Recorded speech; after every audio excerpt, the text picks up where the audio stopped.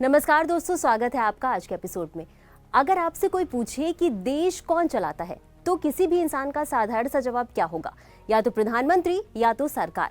लेकिन संविधान जो है वो एक अलग व्याख्या करता है, संविधान एक अलग बात कहता है। संविधान के अनुसार कि देश का प्रमुख व्यक्ति जो है वो राष्ट्रपति होगा और देश के जितने भी बड़े बड़े फैसले होते हैं, जैसे कि कानून लागू करना या आपातकाल लागू करना, ये जितने भी बड़े बड़े फैसले होते हैं ये राष्ट्रपति के द्वारा लिए जाते हैं। यानी कि जितने भी इंपॉर्टेंट फैसले हैं उसमें राष्ट्रपति की एक अहम भूमिका होती है।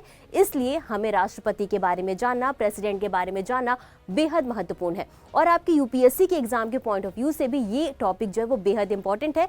क्यों? क्योंकि जब आप पीवाईक्यू उठा के देखेंगे तो हर साल एक या दो क्वेश्चन इस टॉपिक से आते ही आते हैं, इसलिए ये टॉपिक बेहद इंपॉर्टेंट है।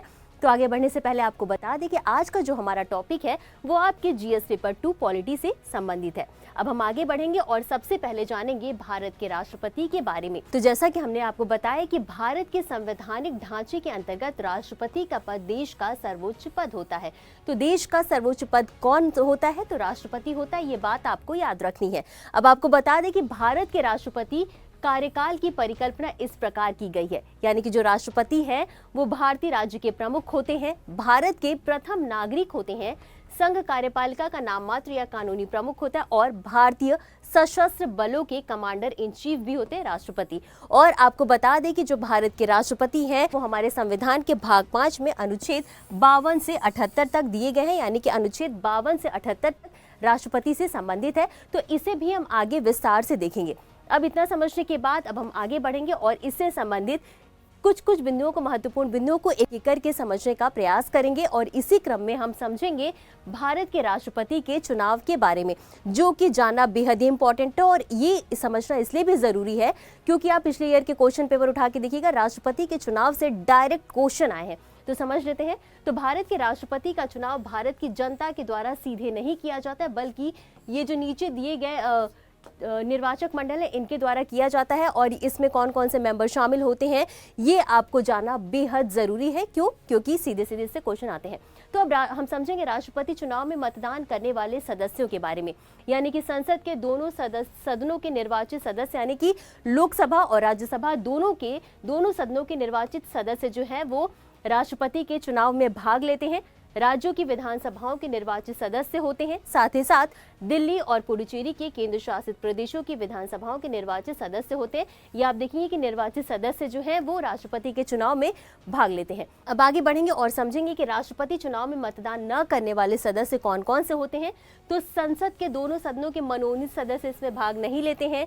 राज्य विधानसभाओं के मनोनीत सदस्य, राज्य विधान परिषदों के निर्वाचित और मनोनीत दोनों सदस्य और दिल्ली और पुडुचेरी के केंद्र शासित प्रदेशों की विधानसभाओं के मनोनीत सदस्य जो है इसमें भाग नहीं लेते हैं। यानी कि आपको क्या याद रखना है कि ये जो 3 है वो इनके राष्ट्रपति के चुनाव में जो है वो भागीदार होते हैं। अब इसी के साथ आगे बढ़ेंगे और समझेंगे इनके चुनाव की प्रक्रिया के बारे में। तो अगर किसी विधानसभा का विघटन हो जाता है, यानी कि मान लीजिए अगर कोई विधानसभा और उसका विघटन हो जाता है तो उसके सदस्य जो है राष्ट्रपति चुनाव में मतदान करने के लिए अयोग्य हो जाते हैं। यानी कि अगर विधानसभा भंग हो गई है तो उसके जो सदस्य हैं वो राष्ट्रपति के चुनाव में भाग नहीं लेंगे। ये आपको याद रखना है। तो विभिन्न राज्यों के प्रतिनिधित्व के पैमाने में एकरूपता प्राप्त करने के साथ साथ राज्यों और केंद्र के बीच समानता सुनिश्चित करने के लिए निर्वाचक मंडल के प्रत्येक सदस्य के द्वारा डाले जाने वाले वोटों की संख्या निम्नलिखित तरीकों से निर्धारित की जाती है।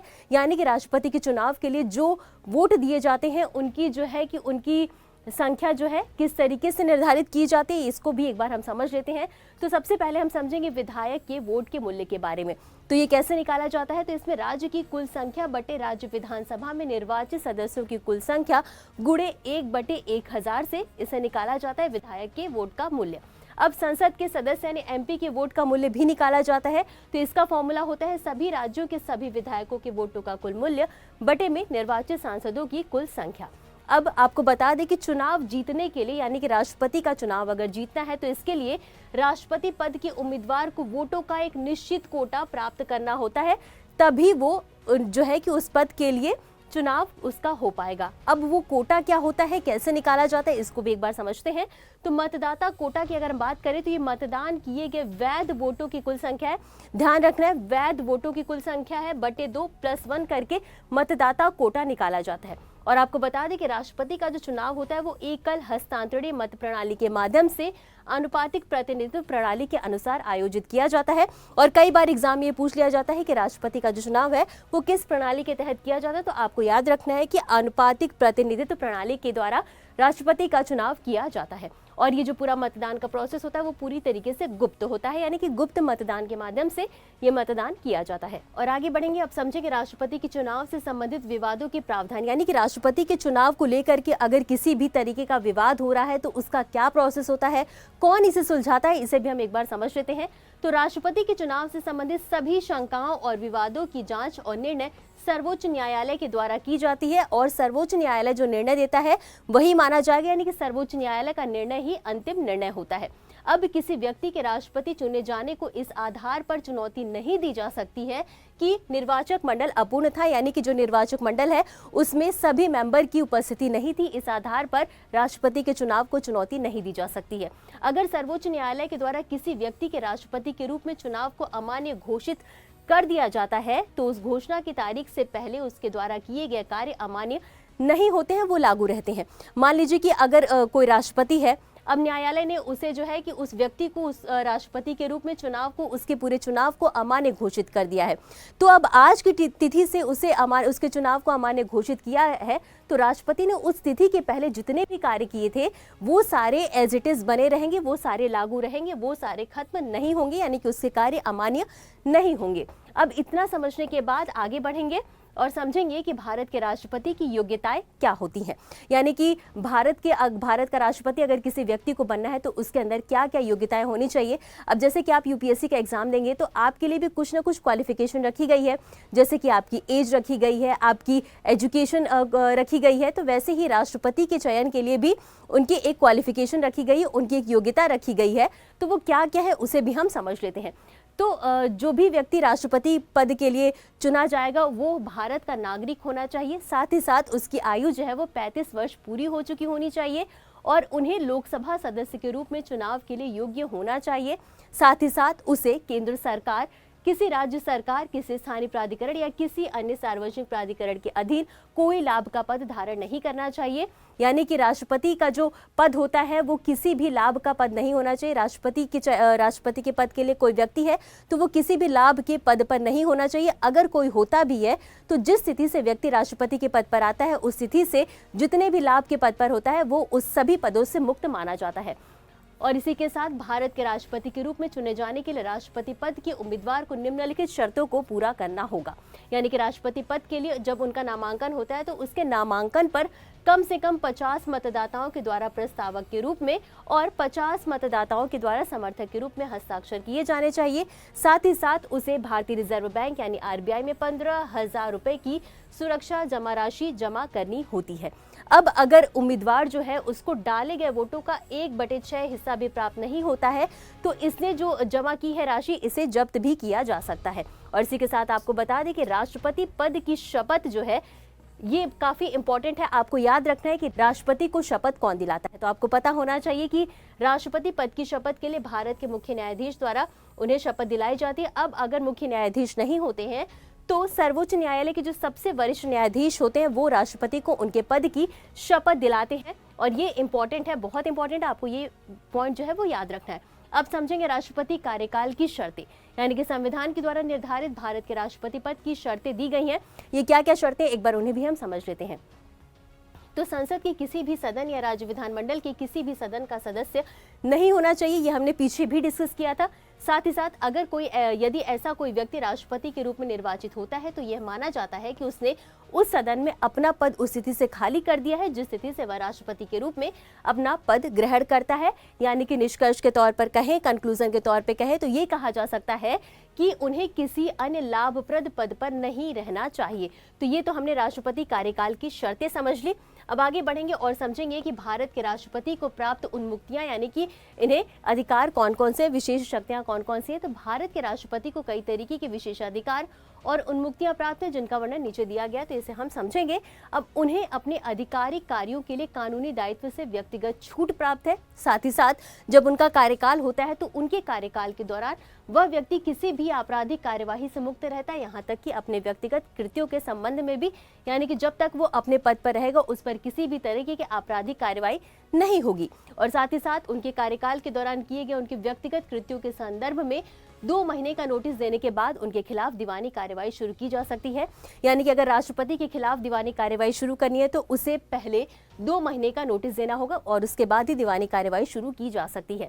और इसी के साथ पद पर रहते हुए उसे गिरफ्तार या कैद नहीं किया जा सकता है। अब इतना समझने के बाद हम समझेंगे राष्ट्रपति के कार्यकाल की अवधि, यानी कि राष्ट्रपति अपने पद पर कब तक बना रह सकता है। तो राष्ट्रपति का जो कार्यकाल है उनके पद ग्रहण करने की तिथि से 5 वर्ष का होता है, यानी कि राष्ट्रपति का कार्यकाल आपको समझना है कि 5 वर्ष का होता है। अब वो अपने 5 साल के कार्यकाल के बाद भी तब तक अपने पद पर बना रहेगा जब तक कि उनका उत्तराधिकारी उस पद पर कार्यभार ग्रहण नहीं कर लेता है। और इसी के साथ वह उस पद के लिए कितने भी कार्यकाल तक पुनः निर्वाचित होने के पात्र है। ये भी आपको समझना है कि राष्ट्रपति के पद पर अगर कोई व्यक्ति है तो वो दोबारा उसका पुनः निर्वाचन हो सकता है और 5 वर्ष तक वो अपने पद पर बना रहेगा। अब इतना समझने के बाद हम आगे बढ़ेंगे और समझेंगे कि भारत के राष्ट्रपति का इस्तीफा कैसे होता है। यानी कि अब हमने चुनाव का पूरा प्रोसेस समझ लिया, उसकी शक्तियां, यानी कि राष्ट्रपति के पास कई तरीके की शक्तियां होती हैं, वित्तीय, कार्यपालिका, न्यायिक, सैन्य शक्तियां। तो ये जो जितनी भी शक्तियां हैं राष्ट्रपति के पास, इसे हम अगले एपिसोड में, हमारे अगले पार्ट में डिटेल से डिस्कस करेंगे। लेकिन अभी जो हम समझेंगे वो समझेंगे कि भारत के राष्ट्रपति का इस्तीफा का प्रोसेस क्या होता है। तो भारत के राष्ट्रपति यानी भारत के उपराष्ट्रपति को अपना त्यागपत्र संबोधित करके इस्तीफा दे सकते हैं। यानी कि अगर भारत के राष्ट्रपति को इस्तीफा देना है अपना कार्यकाल पूरा होने के पहले, तो वो उपराष्ट्रपति को अपना त्यागपत्र संबोधित करके इस्तीफा दे सकते हैं। अब समझेंगे कि भारत के राष्ट्रपति पर महाभियोग कैसे लगाया जाता है। यानी कि भारत का जो राष्ट्रपति का पद है, अगर राष्ट्रपति चाहे तो वो खुद इस्तीफा दे सकता है, ठीक है, अपना कार्यकाल पूरा होने के पहले उसने अपना इस्तीफा दे दिया, या तो कार्यकाल पूरा होने तक वो अपने पद पर बना रहे। इसके अलावा भारत के जो राष्ट्रपति हैं उन पर महाभियोग भी लगाया जा सकता है, यानी कि जब तक वो अपने पद पर बने, उनका जो कार्यकाल है उसके पहले भी उन्हें उनके पद से हटाया जा सकता है। तो ये महाभियोग होता क्या है, इसका पूरा प्रोसेस क्या होता है, इसे भी हम समझेंगे। तो भारत के राष्ट्रपति को उनके कार्यकाल की समाप्ति से पहले एक सुस्पष्ट प्रक्रिया के माध्यम से पद से हटाया जा सकता है, जिसे कि महाभियोग प्रक्रिया के रूप में जाना जाता है। आपको बता दें कि भारत के राष्ट्रपति पर महाभियोग चलाने की प्रक्रिया संसद में एक अर्ध न्यायिक प्रक्रिया है। अब समझेंगे कि भारत के राष्ट्रपति पर महाभियोग चलाने के आधार क्या है, यानी कि किसी भी भारत के राष्ट्रपति पर महाभियोग कब चलाया जाता है। तो सीधा से ये कहना है कि जब भारत का राष्ट्रपति है वो संविधान का उल्लंघन करता है, संविधान की किसी भी चीज का उल्लंघन करता है, तो उस पर महाभियोग चलाया जा सकता है। हालांकि ये भी बात कही गई है कि जो हमारा संविधान है उसमें संविधान का उल्लंघन वाक्यांश को परिभाषित नहीं किया गया है। तो ये तो इतना समझा हमने कि क्या आधार होता है। अब हम समझेंगे कि महाभियोग का पूरा प्रोसेस कैसा होता है, क्या होता है इसमें, पूरे प्रोसेस में पूरी प्रक्रिया कैसे होती है। तो संसद के किसी भी सदन यानी कि लोकसभा या राज्यसभा के द्वारा महाभियोग की कार्यवाही शुरू की जा सकती है और इन आरोपों पर आरोप तय करने वाले सदन के 1/4 सदस्यों के हस्ताक्षर होने चाहिए और भारत के राष्ट्रपति को 14 दिन का नोटिस दिया जाना चाहिए। अब जब किसी सदन के कुल सदस्यों के 2/3 बहुमत से महाभियोग प्रस्ताव पारित हो जाता है तो उसे जो है कि दूसरे सदन में भेज दिया जाता है, जिसे आरोपों की जांच करनी चाहिए। अब राष्ट्रपति को ऐसी जांच में उपस्थित होने और प्रतिनिधित्व प्रणाली प्राप्त करने का अधिकार है और यदि दूसरा सदन भी आरोपों को सही ठहराता है और उस सदन के कुल सदस्यों के 2/3 बहुमत से महाभियोग प्रस्ताव पारित करता है तो राष्ट्रपति उस तारीख से अपने पद से हटा दिए जाते हैं जिस दिन प्रस्ताव पारित होता है। यानी कि बहुत ही शॉर्ट में इसे हम समझते हैं कि भारत के महाभियोग की प्रक्रिया क्या होती है। तो सबसे पहला यही है कि भारत के राष्ट्रपति के पर महाभियोग चलाने की जो प्रक्रिया है वो दोनों सदन में से किसी भी सदन में कार्यवाही शुरू की जा सकती है, लोकसभा या राज्यसभा में। अब उसके बाद क्या होता है कि किसी भी सदन के, यानी कि मान लीजिए कि लोकसभा में राष्ट्रपति के महाभियोग की प्रोसेस चलाई जाती है तो लोकसभा के कुल सदस्य के 2/3 बहुमत से महाभियोग प्रस्ताव पारित होगा। अब जब यहाँ से प्रस्ताव पारित हो जाता है तो उसे दूसरे सदन में यानी कि राज्यसभा में भेजा जाएगा, जहां पर राष्ट्रपति पर जो भी आरोप लगाया गया है महाभियोग के लिए उसकी जांच की जाती है। अब अगर दूसरे सदन यानी राज्यसभा से भी जांच करने के बाद आरोप सही पाए जाते हैं, आरोप सिद्ध हो जाते हैं, तो ऐसे सदन में क्या होता है 2/3 बहुमत से महाभियोग प्रस्ताव पारित हो जाता है और राष्ट्रपति को उस दिन से अपना पद खाली करना होता है। तो ये था महाभियोग का सिंपल सा प्रोसेस। अब राष्ट्रपति के महाभियोग की प्रक्रिया के संबंध में निम्नलिखित बिंदुओं पर भी ध्यान देना आवश्यक है कि संसद के किसी भी सदन के मनोनीत सदस्य जो है महाभियोग में भाग ले सकते हैं, हालांकि वे उनके चुनाव में भाग नहीं लेते हैं। तो हमने चुनाव में भी पढ़ा था कि भारत के राष्ट्रपति का जो चुनाव होता है उसमें संसद के निर्वाचित सदस्य भाग लेते हैं, मनोनीत सदस्य भाग नहीं लेते थे, लेकिन महाभियोग में मनोनीत सदस्य भी भाग लेते हैं। और इसी के साथ दिल्ली और पुडुचेरी के राज्यों और केंद्र शासित प्रदेशों की विधानसभाओं के निर्वाचित सदस्य महाभियोग में भाग नहीं लेते हैं, हालांकि वे उनके चुनाव में भाग लेते हैं। तो ये तो हमने पूरा समझा महाभियोग का पूरा प्रोसेस क्या होता है। उम्मीद करते हैं कि आपको ये समझ में भी आया होगा। अब बारी है कि राष्ट्रपति से संबंधित जो हमारे संविधान में इंपॉर्टेंट आर्टिकल हैं उन्हें भी हम एक एक करके समझ लेते हैं। तो अनुच्छेद 52 से स्टार्ट करेंगे। तो अनुच्छेद 52 कहता है कि ये भारत का एक राष्ट्रपति होना चाहिए। अनुच्छेद 53 में कहा गया है कि संघ की कार्यकारी शक्ति दी गई है। अनुच्छेद 54 में राष्ट्रपति के चुनाव का पूरा प्रोसेस दिया गया है। अनुच्छेद 58 में राष्ट्रपति के रूप में चुनाव के लिए योग्यताएं दी गई हैं और अनुच्छेद 60 में राष्ट्रपति के द्वारा शपथ या प्रतिज्ञान दिया गया है। अनुच्छेद 61 में राष्ट्रपति पर महाभियोग चलाने की प्रक्रिया है। अनुच्छेद 62 में राष्ट्रपति पद में रिक्ति को भरने के लिए चुनाव कराने का समय है। अनुच्छेद 65 में कहा गया है उपराष्ट्रपति राष्ट्रपति के रूप में कार्य करेंगे या उनके कार्यों का निर्वहन करेंगे। अनुच्छेद 71 कहता है राष्ट्रपति के चुनाव से संबंधित मामले अनुच्छेद 71 में दिए गए हैं। अनुच्छेद 72 में कुछ मामलों में क्षमादान आदि देने और सजा को निलंबित करने, माफ करने या कम करने के राष्ट्रपति की शक्ति दी गई है। अनुच्छेद 74 मंत्रिपरिषद राष्ट्रपति की सहायता और सलाह देगी। अनुच्छेद 85 संसद के सत्र, सत्रावसान और विघटन के बारे में दिया गया है। अनुच्छेद 111 में संसद द्वारा पारित विधेयकों पर सहमति के बारे में दिया गया है। अनुच्छेद 112 कहता है केंद्रीय बजट जिसमें वार्षिक वित्तीय विवरण के बारे में शामिल किया गया है। अनुच्छेद 123 में अध्यादेश जारी करने की राष्ट्रपति की शक्ति दी गई है और अनुच्छेद 143 में राष्ट्रपति को सर्वोच्च न्यायालय से परामर्श करने की शक्ति प्राप्त है। तो ये थे हमारे राष्ट्रपति से जुड़े जितने भी इंपॉर्टेंट आर्टिकल हैं वो सारे यहाँ पर हमने डिस्कस किया। अब इसके आगे बढ़ेंगे और समझेंगे कि भारत में अब तक जितने भी राष्ट्रपति हुए हैं उनका कार्यकाल क्या रहा है, उनका नाम क्या रहा है, इसे भी हम एक बार ऊपर से इस पर नजर डाल लेते हैं। तो 1950 से 62 तक डॉक्टर राजेंद्र प्रसाद रहे भारत के पहले राष्ट्रपति, प्रथम राष्ट्रपति। अब एस राधाकृष्णन 1962 से 67 तक रहे।